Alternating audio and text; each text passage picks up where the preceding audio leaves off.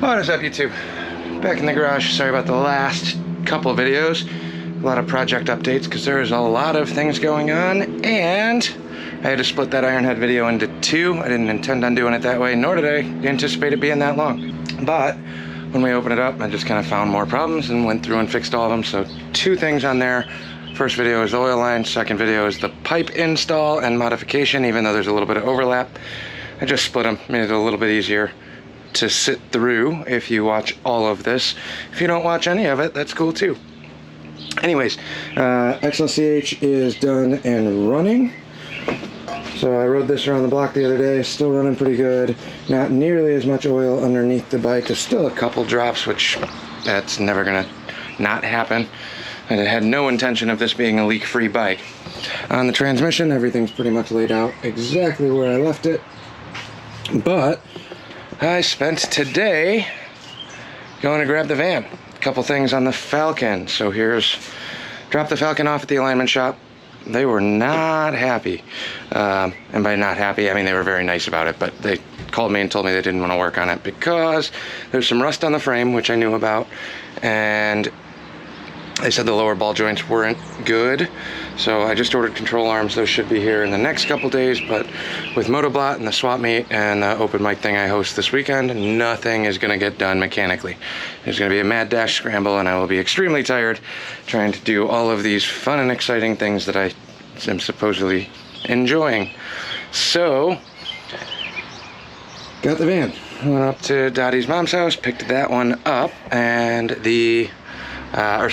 grabbed the Falcon, drove the Falcon to Dottie's mom's house, traded vehicles, jumped in the van, fired it up, came back. Fired right up. It took about 5 cranks to get fuel going, but we have not driven the van since we got back from Torquefest, so I guess it's expected for it to take a little bit longer. It did start on the battery, it just took a while to get fuel up there. And on the van, it's not like you can just pop the hood and spray some starter fluid in there at all. You gotta pull the whole doghouse off, which is a huge pain. So what do? Sit there and grind out the starter until we get fuel going, and then fired right up after that. Drove perfectly fine to the shop, worked all day, and then left the shop to bring this back home. She was not happy. It died on me backing up from the parking spot I was in at the shop, and then I figured it might just be old gas, so I ran to the gas station, topped it off, fresh gas, fired it up. Kept dying every time. It ran fine under load, but idle circuit was totally messed up for whatever reason. So then brought it back home, pulled the doghouse, and adjusted the idle jets. I think the last time we drove this, it was cold. Now it's warm, very warm. So in the heat, something got out of whack. I adjusted the idle screws. I was all set to pull the carb apart and clean it out. But a little bit of an adjustment on the mixture screws, running like a top again. So going through trying to clean this thing up from winter storage, and it is covered in blueberry juice for whatever berry tree, which means Daddy wasn't happy. So went to Harbor Freight, picked up a new pressure washer, throwing that together tonight. So this is set up, and then we're gonna give this thing a hard bath tomorrow. We are not doing an unboxing video because I'm not really a big fan of those, but open it up. This is going to be a little bit more arduous than I anticipated. We'll see. Start digging this out, get it set up on the good old American workbench, and go from there. Thoroughly impressed by the people that get paid a ton of money to invent ways to package things in the most convenient ways possible. All of this was just jammed in the gigantic box, a couple small boxes of parts and miscellaneous things. Nothing too fancy. I'm really excited. I have had a ton of small electric power washers that work for a little while and then take a crap, or the gaskets start wearing out and go bad. Never had a nice gas one. And this is, I splurged a little. It's about, I think these are going like 400 bucks or something for the bigger one, just shy of their biggest one, which is $1,000. That's overkill. This is overkill. However, we already did the deck, so whole front was done with the crappy little electric one. We have not done that back corner yet, so I'm gonna need a power washer for that. I use them when I'm doing motors and things like that around the house all the time, and I have the added perk of, at the shop after we strip some stuff, hitting it with a power washer knocks off all that flaking paint and powder super quick, especially if we have a powerful one. So it seemed like a justifiable, worthy purchase. Yay, more tools and more stuff that I gotta find room for. If you're one of those purists that like super nice, expensive stuff all the time, I don't blame you, I do too, but Harbor Freight, thoroughly impressed.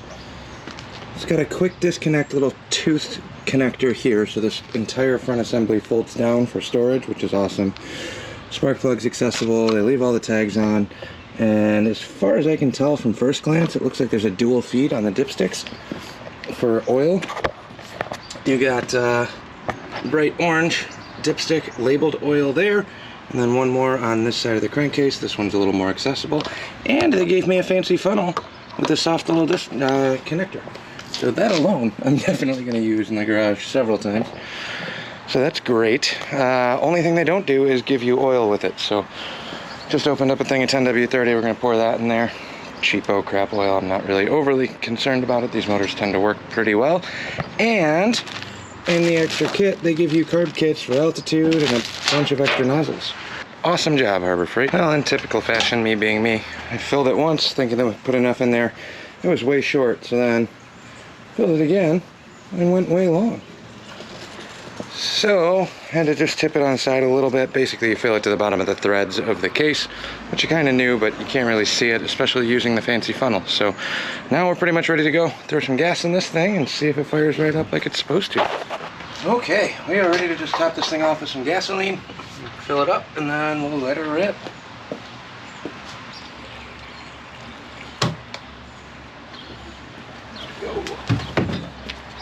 My hands covered in gas, per usual. Let's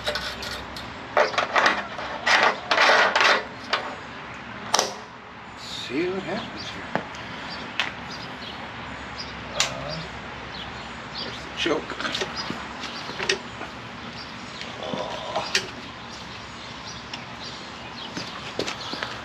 All right. Everything's accessible right here on the front. So you got gas on, off. It's already in the on position. Start. Key is on. Relatively familiar with these Predators just from the mini bikes, so shouldn't be too bad.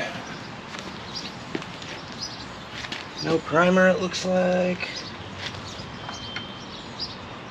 All right.